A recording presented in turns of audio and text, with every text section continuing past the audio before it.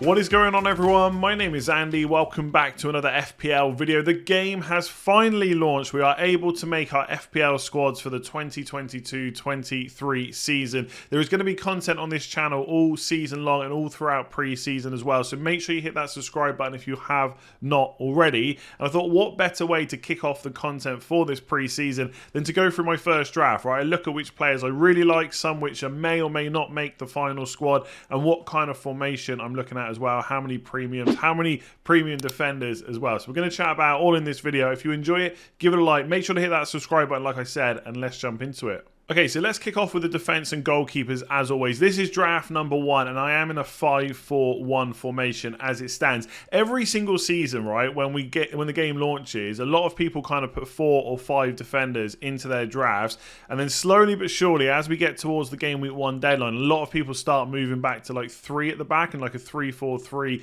or a 3-5-2 formation. I don't think that's going to be the case this year. I think 4 or 5 defenders at the back is going to be extremely popular because they are just such good value. Before we jump into the individual players that I've selected and why I've gone the way I have currently, I just wanted to talk about the bench. So when I first start drafting, because obviously nothing has to be locked in for another month, I always go for the cheapest bench possible. So I've got a 4 million goalkeeper, 4.5 million forward, I've got 2 of them, and a 4.5 million midfielder. I put all the money in the first 11, and then I start trying to figure out who am I most happy to kind of downgrade if I want to move a bit more money on the bench, just so I've got at least someone to come off if someone in my first 11 misses out. Because it is a big risk not having a playing bench. And we'll talk about more stuff like that and strategy and tactics, obviously, as we go through pre-season. So 5 at the back. I'll start with the goalkeeper. I've actually gone for a 4.5 million keeper in Raya. Now, there's no point in looking or thinking kind of season long at this point because I probably will wildcard early enough, right? In every single season I've played this game, it's very rare that I get past game week 10 with my wildcard's still intact. And Brentford's fixtures are pretty good. Brentford's defence was not bad last year either. And Raya might just be the pick of the 4.5 million keepers. Again, a bit more of a deep dive into that as we go through pre-season. But that's my initial kind of thought, that Raya could be the one to go for over someone like Sanchez or even Pickford, because Everton was so bad defensively. I'm just not sure I trust them to improve that much. I do think there's a lot of good 5 million keepers, and I do think you can probably make a case to go for the 5.5 million ones as well. But for this team, again, I want to get a lot of money into the defence and attack, and so Raya had to be in there because there's no money left in the bank with this draft. Then we've got Trent Alexander-Arnold. He has to be in there. 7.5 million is just too cheap. I've spoken about that quite a bit, so I won't go into that in too much more detail again. But he is probably the best defender ever in FPL, and so at 7.5, like even if he was 8 or 8.5, he still might find a way into my team. So he's definitely locked in there. I've gone for Cancelo instead of Robertson, but that's because I've got 2 other Liverpool players, which we'll come on to in a minute. And I just think a Man City Man City defender looks pretty good. Now, we're going to have to wait and see what other transfer business Man City do. They've already bought Haaland. They've bought Calvin Phillips as well. There's a lot of talk that they're going to go for Cucurella. And if that happens, suddenly they've got Cucurella who can play left back, Cancelo that can play left or right, and obviously Kyle Walker doesn't really look like slowing up anytime soon. So there could be a bit of competition for spots. So the one thing I would say with Pep Guardiola and Man City, you don't need to forget everything that happened last year, and I don't expect that Cancelo will get benched a lot, but just because he played so many minutes last year does not mean exactly the same thing will happen this year. And if Cucurella's in, he could get played and Walker could get played some games and Cancelo could get a bit more of a rest. So we'll have to wait and see what happens with new signings. But for now, Cancelo's in there. For what it's worth, looking at my team when you see the whole thing, Cancelo is probably where I would be the most happy to drop down. Not because I think he's a bad option, but he is 7 million and a lot of the other players are potentially better value. I say potentially because obviously fitness, new signings for other teams and stuff like that is really going to make a difference. So I've got both the Chelsea boys in, Reece James and Ben Chilwell. As long as they're fit for game week 1, I think 6 million is incredible value. I know some people are worried because Chelsea have obviously lost some defenders and we don't yet know who they're going to bring in. There's a lot of talk about De Ligt, for example. If he comes in, great. There's also the chance that they move to 4 at the back because they obviously played the wing-back system under Tuchel quite a lot. They have played 4 at the back, but most of the time it's been the wing-back system. They may change to fully go 4 at the back from this season. And if that happens, James and Chilwell might not be quite as good, maybe the team takes a little bit more to adjust. But I just think that Trent and Robertson for Liverpool are extremely good playing in the back four. I think James and Chilwell are extremely good attacking defenders, and so even if they do switch, they'll probably still be integral to the way they attack. So I just can't ignore that 6 million price. Like if James and Chilwell were 6.5 or even 7 million, I would still consider them because I think they're that good. So at 6 million, it almost feels like a bit of a no-brainer. Again, it's all going to depend on your opinions of Chelsea defence and, you know, whether they'll be as good as they were last year, you know, whether they can stay fit, etc., etc. But for me, 6 million seems pretty good. And Perisic is another one that I think is extremely good value. Only 5.5 million. I'm really expecting kind of, I say big things from Spurs. I don't think they're going to challenge for the title, but we did see an improvement in their defence and their attack under Conte, and obviously he wasn't there for the whole of this last season. Now they've got a whole pre-season under him. They've done their transfer business early. Basuma's going to help as well with the kind of defensive aspects of their game. I think Perisic is going to get enough minutes to warrant having him in there. Obviously, with 5 subs, maybe he gets a few early subs. We're going to have to hope that he's got enough minutes to get the clean sheets locked in. But I do think for 5.5 million, he's very attacking. He's a bit of an engine as well. I don't think his age is going to necessarily be a problem. There could be some rotation. We'll have to keep an eye on it. But from game week 1 for 5.5 million, he just feels worth the risk. And look, I think the one thing with this team is there's no good bench, and the easiest way to get a cheap bench player is to get a 4.5 million defender.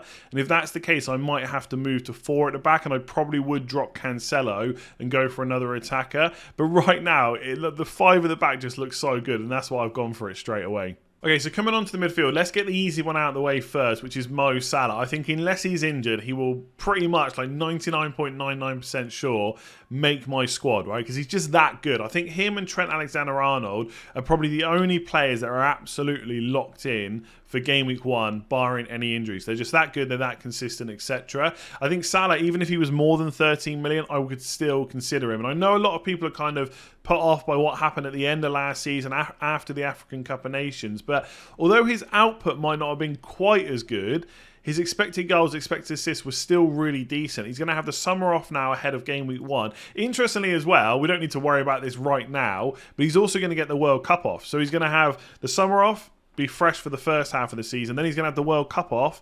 World Cup off? It doesn't sound right, does it? And then he's going to be fresh for the second half of the season. We'll have to see what those kind of players do in between for that month. But yeah, I think things are looking pretty good for Salah.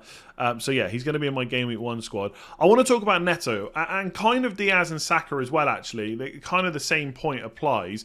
When I make my drafts initially, I do not stress too much over exactly who the player is. So let's say with this draft, I'm happy with a 4.5 million keeper. It doesn't really matter who it is. I just know that I want that slot. The 5 at the back looks great. I really like all those defenders and I want to keep them in. And then I've got the attackers I want. Then it's about how much money's left over. So to make this draft, I need a 5.5 million midfielder. Now, right now it's Neto, and I know people are sick of hearing his name already as if like he's as good as Salah and stuff like that. But I do think out of all the attacking options Wolves have got, he's one of, if not the best. He's only 5.5 million. A lot of people were looking at him being 6.5 and still being an option. Wolves' opening fixtures are really good. He just offers a decent budget enabler at 5.5 million. That's all there is to it. I don't think he's as good as Diaz or Saka or Salah, but he ain't anywhere near their price. But the thing for me is I'm not going to stress too much right now over whether he is the one in my game week 1 squad, because if a different 5.5 million midfielder starts looking like they should be the one to go for instead, then I'll just put them in my team before game week 1, right? So it's all about whether I need, what kind of price I've got to spend. And for that slot, it's 5.5. And right now, Neto looks the best. If that changes, I'm happy to be kind of convinced otherwise. Like, Crystal Palace midfielders look pretty good for 5.5, but the fixtures aren't as good. So I'd rather take a shot on Neto and then maybe move him on later. And it's very similar with the £8 million midfielders. There's a lot of options, right? I could have Maddison in there, I could have Mason Mount, etc., etc. But I really like Saka because he's pretty much nailed on. I know he often gets subbed early, but you're never going to see an Arsenal team sheet, pretty much anyway. I never say never, I guess, but hardly ever see an Arsenal team sheet without him on it. So I really like him as kind of almost the pick of the 8 million. And then I need a third Liverpool player because they're just that good for FPL. And if I don't go go for Robertson, who could still make his way into the team, then Luis Diaz looks the best bet. I do think one of the other things with Salah, like people talk about how he's 5 million cheaper than Diaz, 5 million more expensive, and therefore you could just go for Diaz and spend the money. The consistency from Salah is unrivaled, and also I think out of all the attackers they've got, he's the least likely to get rotated, whereas with Diaz, yes, he's 8 million, but Jota can play off the left, Nunes can play off the left. I know Diaz could also play right and take some minutes off Salah, etc. But I wouldn't be as worried with Salah as I am with Diaz. But for 8 million, I'd probably think about taking the risk. But again, if we get close to game week 1, or if I move my draft around, whatever, and suddenly, okay, Mason Mount, Chelsea's fixtures are pretty good, he's probably a little bit more nailed, I can easily switch to him. For me, a lot of it is thinking about specific players, but it's also kind of slotting them into what's available. So again, £8 million midfielders could be different, but right now I really like Saka and I really want that Liverpool triple up, so Diaz slots in as well. And with two 4.5 million forwards on the bench, I could only have one more forward. And I've gone for Harry Kane with Southampton at home to open up. Now, before everyone gets in the comments and says, you're definitely going to go Haaland is better than Kane, etc. I do think it's a lot closer than a lot of people will give it credit for. And before anyone tells me that Kane is a slow starter, I put a tweet out about this. He's absolutely not a slow starter, right? It's kind of a myth from like seasons back. Last year, he got 19 attacking returns in his first 12 games. The season before that, it was 6 attacking returns in the first 7. It was 6 in 7 the year before, and it was 9 in 9 the year before that. So the last 4 seasons, he's not been a slow starter. And before anybody tells me that Kane doesn't score in August, literally the last time he played Premier League football in August, he scored, right? He scored 2 goals in 3 games or something like that. So he's not a slow starter. I also think we know what we're going to get with him, right? We know we've got Conte with that pre-season. We know they've made some good signings, which are going to help. We know that Kane is still going to be nailed on. We know he's going to play 80 to 90 minutes most games. We know he's got penalties, right? And we know he's Premier League proven and all that stuff. With Haaland, I fully expect him to do extremely well and probably from the get-go. But I guess there are some slight question marks over it. Plus, they got West Ham away to start. The only thing that would probably put me off Kane, because Spurs' opening fixtures are actually pretty good, apart from the Chelsea game in game week 2, is Haaland has Bournemouth at home in game week 2, and that is going to be very difficult not to captain. And if you can imagine, if I go for Kane and then Haaland smashes against West Ham, I'm going to have to bring him in straight away for that Bournemouth at home game. So it's all about whether or not I want to have that transfer pre-planned. Again, we'll talk about this in other strategy videos. A lot of people don't like having transfers pre-planned, just in case there's a bit of a bandwagon that you need to jump on. But I'm kind of prepared to take hits at the start of the season. And also, when I think about my squad from last year, I started off with 2 Man City midfielders. I think I had Gundogan and Mahrez, and that did not work out. So although I didn't make a transfer, I don't think, in game week 2, in game week 3, I think I got rid of both of them, or maybe one of them. It just didn't go well.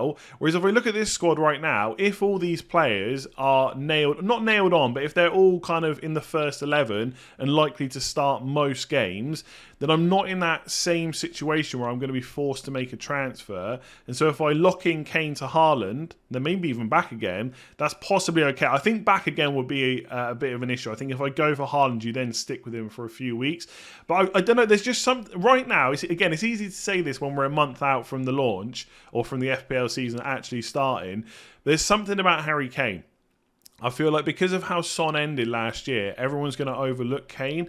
I just think, like I said, we know what we're going to get. Southampton at home is a great fixture, but I have to think about captaincy. And in game week 2, do I want Haaland? If I do, I probably need him. So I either need to decide to go for him straight away or just to have Harry Kane. But I think 2 premiums looks pretty good. The fact that you can have that defence, 2 £8 million midfielders, and 2 premiums is a little bit crazy. And I know the bench is bad, but I think that's easily sortable, right? You do Cancelo to Tony and have 4-4-2 and just put a 4.5 million defender in. And so instead of playing 5-4-1, you're just playing 4-4-2. And yes, I think Cancelo is better than Tony, but that bench option, the 4.5 million defender, like Tomiyasu, Dunk, whoever I decide to go for, just gives you that little bit of kind of extra security. So that's where my head's at. Let me know what your draft is looking like in the comments below. Let me know, of course, what you think about my draft, why you think Haaland should be in there instead of Kane. Please do give the video a like if you enjoyed it. The support is much appreciated all throughout pre-season. Obviously, I'll be here for the whole FPL season as well. And make sure you hit that subscribe button if you have not already. And I'll catch you again tomorrow for another video.